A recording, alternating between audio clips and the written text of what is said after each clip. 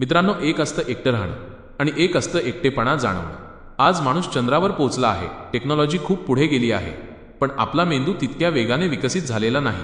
आजही आपल्या मेंदूला असंच वाटतं की जसं पूर्वीच्या काळात गटात राहणं खूप गरजेचं होतं, कारण जर माणूस गटात राहिला नाही तर तो प्राण्यांची शिकार करू शकणार नाही, उलट तो स्वतःच प्राण्यांची शिकार बनू शकतो। म्हणूनच आपला मेंदू आजही एकटेपणाला धोक्यासारखं समजतो। एकदा वैज्ञानिकांनी एक प्रयोग केला। त्या प्रयोगात लोकांना विचारलं गेलं की तुम्ही 15 मिनिटे तुमच्या नकारात्मक विचारांसोबत एकटे बसणं पसंत कराल की मग एक विजेचा झटका घेणं पसंत कराल। परिणाम ऐकून सगळेच आश्चर्यचकित झाले।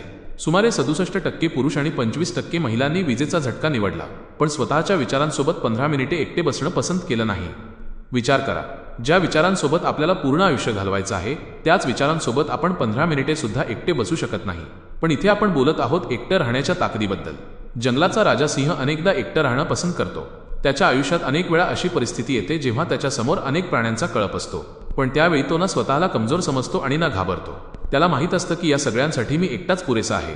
एक गोष्ट नेहमी लक्षात ठेवा, गट नेहमी फॉलोअर्सचा असतो, नेता अनेकदा एकटाच असतो। सिंह मजबुरीने एकटा राहत नाही, तर तो स्वतःच्या इच्छेने एकटा राहतो। जगातले अनेक यशस्वी लोकही असेच असतात, ज्यांना एकटं राहणं आवडतं। उदाहरणार्थ बिल गेट्स, जे मायक्रोसॉफ्टचे सहसंस्थापक आहेत, ते दरवर्षी काही काळ पूर्णपणे एकटे राहतात। ना टेक्नॉलॉजी ना कोणाशी बोलणं। त्यांचं म्हणणं आहे की यामुळे त्यांची क्रिएटिव्हिटी वाढते आणि नवीन कल्पना सुचतात। त्यांनी त्यांच्या आयुष्यातले अनेक मोठे निर्णय अशाच काळात घेतले आहेत। एकटं राहण्याचा पहिला फायदा म्हणजे क्रिएटिव्हिटी वाढते।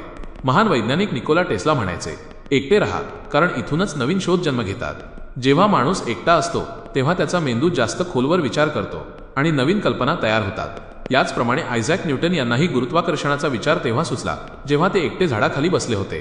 दुसरा फायदा म्हणजे फोकस वाढतो।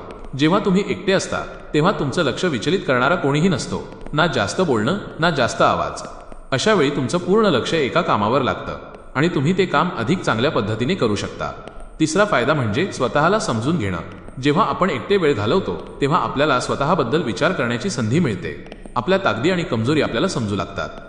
एका संशोधनात हजारो लोकांना विचारण्यात आलं की तुम्ही स्वतःला चांगल्या प्रकारे ओळखता का? बहुतेक लोकांनी हो असं उत्तर दिलं, पण जेव्हा त्यांची चाचणी घेण्यात आली तेव्हा खूप कमी लोक असे निघाले जे खरोखर स्वतःला समजतात। याचा अर्थ स्पष्ट आहे, स्वतःला समजून घेण्यासाठी एकटं वेळ घालवणं खूप गरजेचं आहे।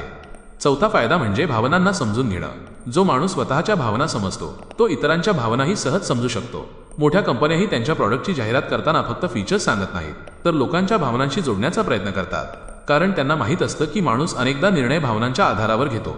म्हणून जर तुम्हाला स्वतःला अधिक चांगलं बनवायचं असेल, तुमचे विचार मजबूत करायचे असतील आणि आयुष्यात काहीतरी मोठं करायचं असेल, तर कधी कधी एकटं राहणंही खूप महत्त्वाचं आहे। थोडा वेळ स्वतःसोबत घालवा, स्वतःबद्दल विचार करा, तुमच्या स्वप्नांबद्दल विचार करा, कारण जेव्हा माणूस स्वतःला समजून घेतो तेव्हा त्याला जग समजून घेणंही सोपं होतं।